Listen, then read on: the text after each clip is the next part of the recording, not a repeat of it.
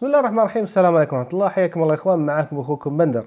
اليوم ان شاء الله راح ناخذ نظرة سريعة على لوحة اخرى من لوحات سلسلة تي تي اي سبورتس من شركة ثيرمالتيك، ومعنا اليوم لوحة ميكا جي 1. طبعا ميكا اختصار لكلمة ميكانيكال اللي منكم حاب يعرف.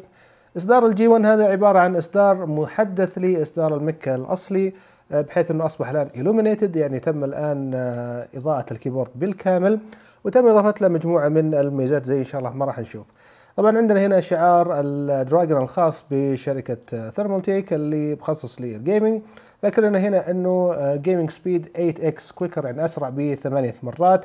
ولوحة المفاتيح هذه عبارة عن لوحة ميكانيكية تستخدم مفاتيح تشيري ام اكس ذات اللون الاسود، يعني معناته انه راح يكون عندك ضغطات مريحة واستجابة عالية. طبعا ليست مثل مفاتيح الشيري ام اكس اللي هي الحمراء اللي على طول او بمجرد ما تضغط الزر تستجيب معك، لا، هذه راح تقريبا تكون اقل بنسبة استجابة ب 25% من لون مفاتيح الام اكس السوداء. نكمل ونشوف بقية الخصائص. اول واهم يعني حاجة انه عندنا هنا معدل البول ريت، يعني معدل الآن السحب أو التقرير للحاسب الشخصي أو البي سي حقك هو 1000 ميجا هرتز. يعني بمعنى الكلام هذا أنه اللوحة هذه راح تتصل بالبي سي حقك بمعدل 1000 مرة في الثانية الواحدة. طبعا بالمقابل في اللوحات الأخرى اللي راح تتصل بمعدل 125 ميجا هرتز في الثانية عفوا. فهنا راح تكون عندك استجابة سريعة جدا جدا بتقريبا 3/4 الوقت اللي تستغرقه اللوحات الأخرى.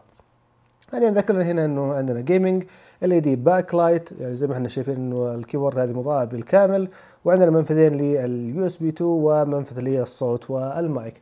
فهذا شكل اللوحة من الأمام، نشوفها من الخلف مع بعض.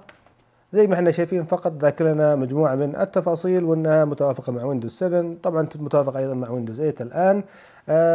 ذاكر لنا اهم التفاصيل انها 1000 هرتز، يعني 1 ملي سكند، يعني سرعة الاستجابة فيها سريعة جدا، وبقية التفاصيل اللي تكلمنا عليها. ما نطول عليكم، نشوف الانبوكسنج مع بعض ونفتح الصندوق الخاص باللوحة هذه. بعد ما نفتح الصندوق راح نشوف الغلاف هذا اللي يبين لنا أهم التفاصيل اللي تميز اللوحة هذه عن غيرها. وهذه الآن الشيت أو الصفحة اللي أول ما نفتح الغلاف راح نشوفها. ذاكر لنا أهم الخصائص حقات المفاتيح هذه زي إن شاء الله ما راح نشوف مع بعض. وأيضا هنا ذاكر لنا أنه اللوحة هذه توفر لنا منفذين يو اس بي، وطبعا ومنفذين للصوت والمايك، وطبعا معطينا بعض التفاصيل على المناطق المختلفة للكيبورد. واخيرا ذكر لنا اهم الميزات اللي اولها انه مستخدمين في الكيبورد هذه مولتي جريد كيبل، نفس الكيبل اللي راح نوصله في البي سي سميك جدا ويتحمل قدرة سحب يعني اللي هي كبيرة. جولد بليتد يو اس بي كونكتر، انه اليو اس بي بلون ذهبي. دايناميك فيز بريك طبعا او اللي هو بولس بريك. لوحة المفاتيح هذه راح تكون فيها مناطق مختلفة يمكن انك انت تضيئها او تخليها على شكل نابض. واهم شيء زي ما قلنا انه معدل التقرير للبي سي هو 1000 هرتز. واخيرا بما ان لوحة تستخدم مفاتيح التشيري ام اكس، لا ضامنين لك انها راح تدوم معك لما يصل الى 50 مليون نقرة مفتاح. هذا طبعا اللوحة واهم الخصائص فيها. نشيل الغلاف هذا ونشوف مع بعض وش في موجود داخل الصندوق. راح نشيل الغلاف هذا، واول شيء راح نشوف الدليل التشغيلي، نفتحه مع بعض ونشوف وش فيه. عندنا هنا اول شيء الضمان هنا، وعندنا الدليل التشغيلي. طبعا البرنامج الخاص فيها راح تعمل له تحميل من موقع ثيرمالتيك. هنا ما في شيء مميز الا انه فقط معطينا الارم ريست او الاستراحة هذه عشان نركبها في الكيبورد، ونريح اليد عليها بهذا الشكل، وعليها شعار الدراجون. بعدين عندنا هنا الكيبورد نفسه. هذا الكيبورد الآن بعد ما استخرجناه. أول شيء راح نلقي نظرة على الكيبل والتوصيل. زي ما احنا شايفين كيبل طويل بمقاس 1.5 متر مبطن، ومعمول له بريدنج عن طريق اللي القماش، سميك جدا عشان موصل معه مجموعة الأسلاك الأربعة هذه. زي ما احنا شايفين أول شيء عندنا راسين لليو اس بي، واحد عشان الهب اللي موجود هنا، وواحد للتوصيل مع البي سي، والتو اوديو جاكس أو المقبسين الخاصات بالصوت، واحد للمايك والثاني للسماعات. زي ما قلنا طوله 1.5 متر وسميك جدا. هذا بالنسبة للكيبل والتوصيل. الكيبورد بوجه عام حلوة جدا من ناحية انه تصميمه جميل جدا، فيها شوية وزن، ولما نثنيها شوي نحس انها طبعا اللي صلبة. لو شلنا اي الان مفتاح راح نشوف انه الموصل عندنا هو التشيري ام اكس، او نفس المقبس هو تشيري ام اكس بلاك، يعني راح تكون الضغطة فيه سلسة جدا. وزي ما قلنا زمن الاستجابة في اللوحة هذه عالية، فهذا من ناحية. ملمس الكيبورد جميل جدا، صوته نسبيا هادي.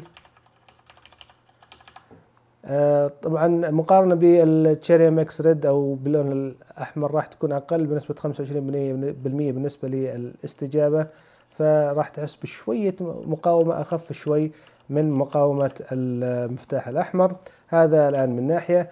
من المنطقة العلوية عندنا من مفتاح الاف 1 الى مفتاح الاف 7، هذه خاصة بالمالتي ميديا او استخدام الوسائط، وفيها خاصية طبعا التحكم بمستوى الصوت.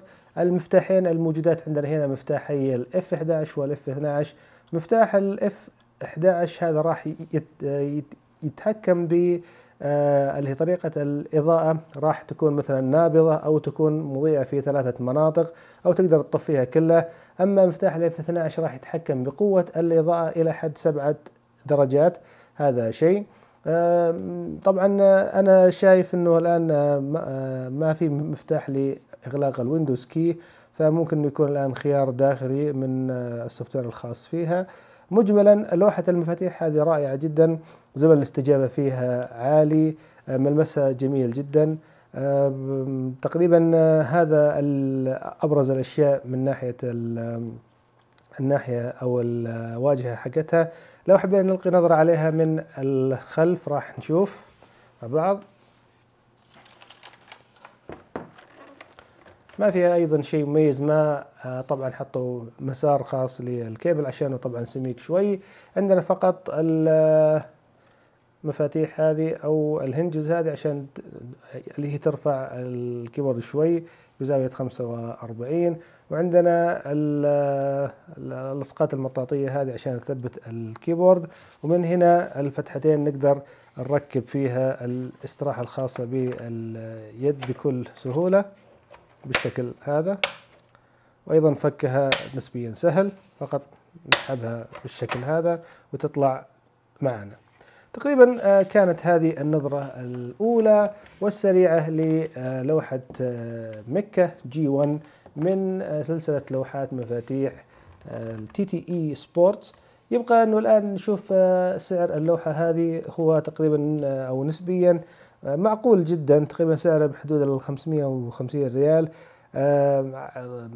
شوف أنا شوية يعني مناسب، ولكن يعني ممكن انك تحصل خيارات افضل من ناحية السعر. زي ما قلنا لوحة المفاتيح مضاءة بالكامل. وقبل ما ننهي الفيديو هذا راح نوريكم شكل الكيبورد لما تكون شغالة.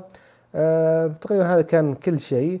كان معكم اخوكم بندر، وان شاء الله اشوفكم في نظرة ثانية، والسلام عليكم.